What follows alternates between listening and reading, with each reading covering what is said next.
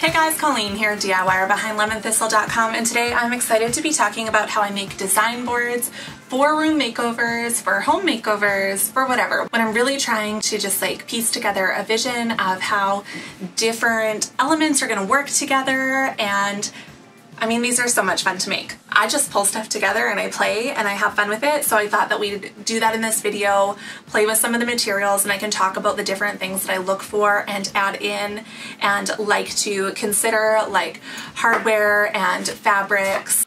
And I know flat lays are so beautiful and they're so fun on Instagram. I've done flat lays for a couple clients before, not just to post on my own blog or my channels, but for them to have to bulk up their social media, and I just love doing them. They're really fun. But if you're not physically in person, which is what I've been dealing with, I've been helping my sister with a room makeover, and she is an 8-hour drive from me. So we've been doing it over the computer, and I've been pulling in elements on the computer and sending her that, and then she sends me back her feedback and we kind of play a little bit more. So I'm going to show you both different ways.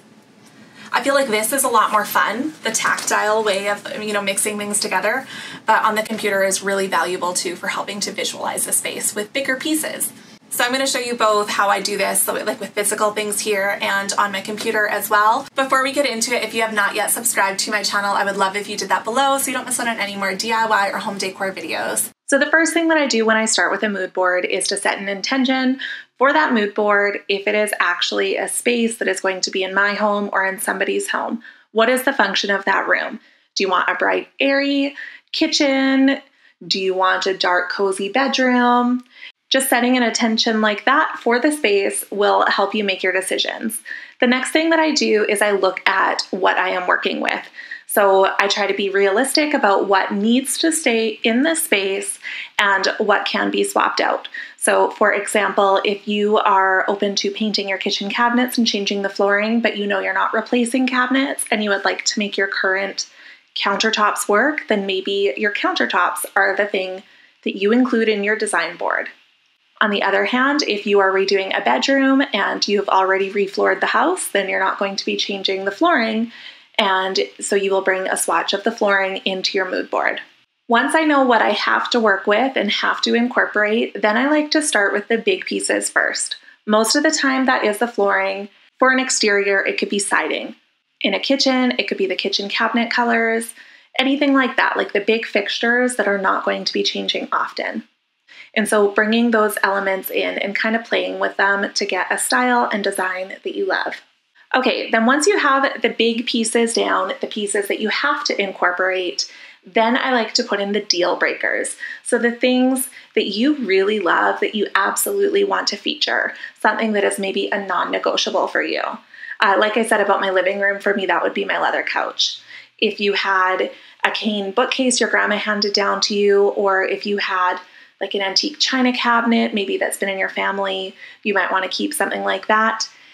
In a bathroom for me, that might be black fixtures. I really like black faucets, so bringing in something black to represent that. Okay, so once we have all those things in place, then it's time to start pulling in the other things. So some things that I like to consider pulling in are fabric swatches. What kind of furniture do you have in there? Is it fabric? What kind of colors? What kind of textures? I like to bring in paint swatches at this point, and seeing the paint swatches that you thought you love up against the things that will stay in your room might kind of help you pick between a few different paint colors. You can bring in doorknobs, cabinet pulls, faucets. If you have lighting, bring that in as well. If you don't have the physical items you want to be using, bringing in anything with a similar finish will be really helpful. So for example, bringing in a brass candlestick if you know you want brass lighting. That will work really great. Or bringing in, I have this little marble house that I've used to represent maybe a marble countertop. You can also add some decor if you feel like it's looking a little bit empty or a little bit boring, if it's lacking character. So I really like to pull in some greenery or plants, dried grasses or flowers or something like that, just to add a little something. This makes it look more beautiful to photograph if you wanted to share it with a client or share it on your Instagram, or even share it with your partner, try and get them on board for their room makeover, whatever that might be. These different textures and decorative elements really help bring the mood board to life, especially if you don't have the bigger pieces to pull in to show what it would actually look like. Once you have everything pulled together, edit. I know it's tempting to try and put it all in, but less is sometimes more. So what I sometimes do, and you can see at the beginning of this video, I had pulled all the things that I thought I might use in the mood boards together on my work table here. And then I would kind of test things, and if it didn't work, I'd pull it back out. Don't be afraid to try something, and you can always choose to exclude it. Anything that isn't a heck yes to you at this point, you can probably pull out. You only want things that you truly love in here, unless it's one of those things that you have to incorporate and you have to make work, even if it's not your favorite. One thing that I do want to make note of is that sometimes different finishes can affect one another. So next to my kitchen counter, the white paint that I had planned on using, it looked really pink. Even though in every other setting it looked really white, up against that countertop, it looked really pinkish. So sometimes you'll bring your finishes together that you think you're going to love together, and you'll see that they play off each other in a way that makes you like them less. So if so, then maybe try switching your paint color or countertop sample if you're deciding between a few. Rotate through and just kind of go with your gut over how the tones make you feel and how it all looks together. Keep editing until you're really happy with the things left in your mood board here. And then if you are going to be photographing it, like I said, try rearranging a few different ways. And then I always like to hold something in the mood boards when I take my pictures. I find that it kind of brings it to life. Okay, so that is how I make a physical mood board with samples and decor pieces that I have in my home. Now I want to show you how you can do it for free in Canva to make a digital design board. Now I used to do this in Photoshop almost exclusively, but it is so simple to do in Canva, and then you don't end up with a big file since it's all stored online, so I've switched and I mostly use Canva for this sort of thing now. So Canva is free. There is a paid version if you want to access some of the elements. So the first thing that I'm pulling in is the things that we have to work with in this room. So this design board here is for my sister's bedroom, which we are making over. This is the flooring that she has throughout her house. She won't be changing the hardwood flooring for this makeover.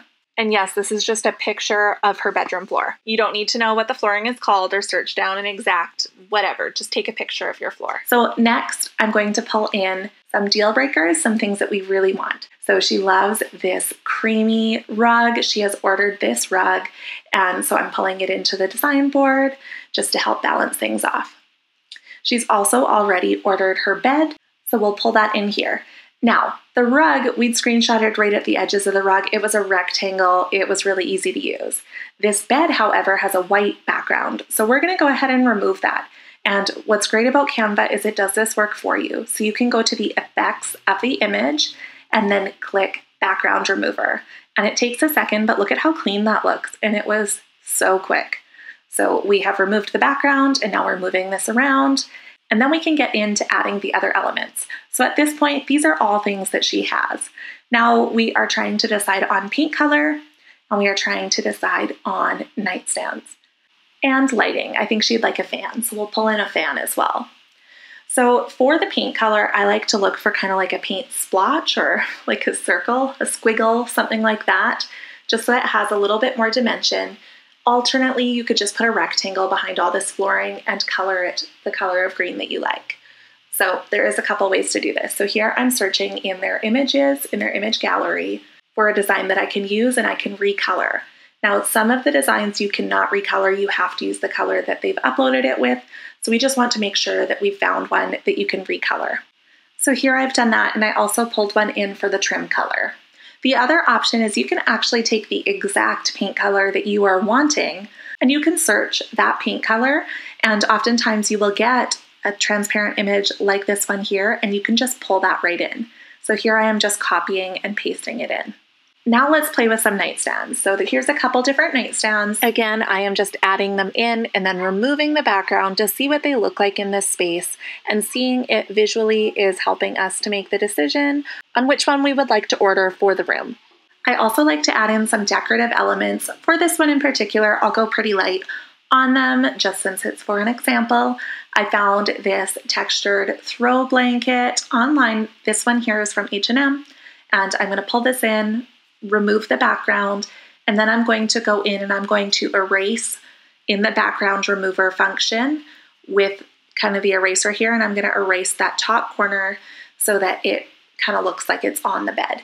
And of course, this isn't a great Photoshop job. We're not adding extra shadows or anything like that. This is kind of like a really rough Photoshop, but it helps you picture it so much. It really is such a great tool for helping you envision the space and see how the pieces that you are choosing come together. And then we'll add in the fan, and this one was already a transparent image, which is great, so we didn't have to remove the background. Now I'm just going to go in and add in this nightstand. This is the one that she ultimately ended up choosing. So now that we've added that, this is what we're working with here. In the end, we are going to choose a different fan. I think we're going to choose an all black one, but you can see how easy that was to pull together and get something that looks really great in just a few minutes using free software and no special design skills.